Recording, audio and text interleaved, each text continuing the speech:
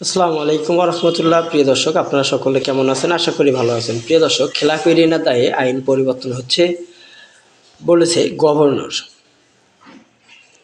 দেশের ব্যাংকিং খাতে দীর্ঘদিনের সংকট মোকাবেলা ও খেলাপি ঋণ আদায়ে অর্থ ঋণ আইনে পরিবর্তনের প্রস্তাব দেওয়া হয়েছে বলে জানিয়েছে বাংলাদেশ ব্যাংকের governor doctor Ahsan H Mansur.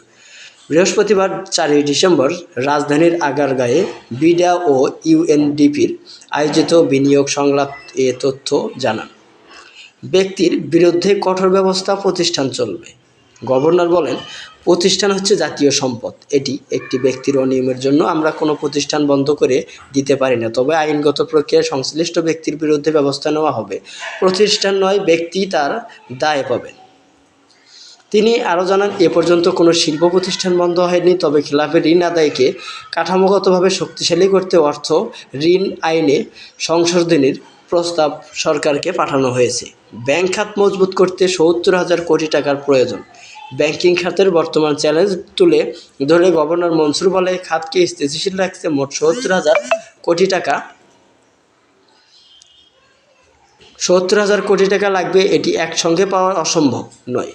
আগামী অর্থবছরে বাজেট থেকে প্রথম ধাপে প্রায় ৩৫,০০০ কোটি টাকা সমর্থন নেওয়া হবে। বাংলাদেশে অনেক লিলিপুট ব্যাংক আছে, কিন্তু আন্তর্জাতিক মানের একটি বড় ব্যাংক নেই উল্লেখ করে তিনি আরও বলেন, আগামী ২০শে নভেম্বর ২০ বছরের সম্ভাব্য নাও হতে পারে, তবু সুশাসন ও সংস্কার ব্যাহত থাকলে ১০ থেকে ১৫ বছরে ব্র্যাক ব্যাংক সেই পর্যায়ে যেতে পারে। মূল্যস্ফীতি কমলেই সুদ হার সিঙ্গেল ডিজিটে সংলাপে ব্যবসায়ীদের পক্ষ থেকে উচ্চ সুদ হার নিয়ে অভিযোগে তোলেন অ্যাপেক্স গ্রুপের ব্যবস্থাপনা সৈয়দ নাজিম মনসুর। তিনি বলেন, বর্তমান সুদ হার নিয়ে ব্যবসা চালানোর খুবই কঠিন। ভারত ও ভিয়েতনামের প্রতিযোগী দেশ সঙ্গে কস্ট অফ ক্যাপিটালে আমরা পিছিয়ে যাচ্ছি। সুদ কমানোর আগে ইনফ্লেশন টেকসইভাবে ৭% নিচে যেতে হবে। ব্যবসায়ীদের বক্তব্যের জবাবে গভর্নর মনসুর জানান, মূল্যস্ফীতি যখন ৮ থেকে ৭% নিচে নামবে, তখনই সুদ হার কাঠামো সিঙ্গেল ডিজিটে আসতে পারে। এর জন্য আমাদের কিছুটা সময় ধৈর্য ধরে অপেক্ষা করতে হবে। হঠাৎ প্রশাসনিক হস্তক্ষেপ বিপজ্জনক নীতি বিপর্যয় সৃষ্টি করতে পারবে। তিনি আরও বলে, আমাদের কাছে উচ্চ মূল্যস্ফীতি থাকবে আর সুদ হার কমে থাকবে, এতে হতে পারে না।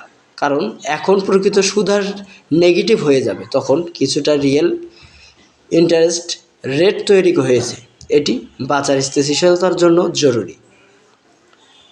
তিনি আহ্বান জানান, ভবিষ্যৎ সরকারের প্রতি বর্তমান অর্থনৈতিক নীতির ধারাবাহিকতা বজায় রাখার জন্য। গভর্নর আরও বলেন, তাহলে আমরা ইনফ্লেশন ৫, ৪ এমনকি ৩% নামাতে পারব।